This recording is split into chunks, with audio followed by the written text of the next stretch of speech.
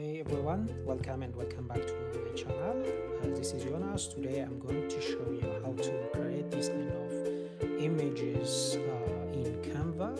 So before starting this tutorial, I would invite you to subscribe my channel. So the first thing we can do is going to our Canva, then to the custom size to select our custom size. For this example, I use the 300 by 300 pixel size. So click on the create design option, then here is our work page. So go to elements, then click on the frames to select the frame we need. For this example, I use a circle, but we have a lot of frames here.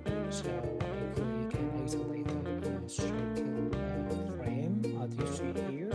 Then go back to elements or uploads to have selected our image we need to insert it to edit to insert in the circle frame. So as you see here, by double click on the picture, we can rearrange our picture within that circular frame. Then go back to the elements and search for the circle shadow as you see here. So we have a lot of like options.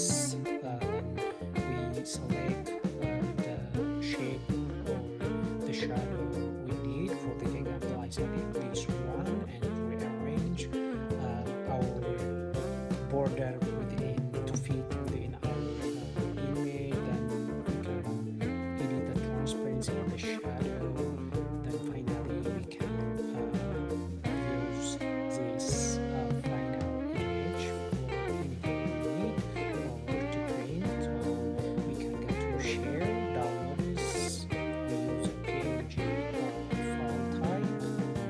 Then we can use the transparent background as just with the white background as well. So this is our final result that you've seen without the background, and we can also see how it looks like with the white background as well. As you see here, it looks like this our results. So write your comments, suggestions, and if you have any question in the comment section.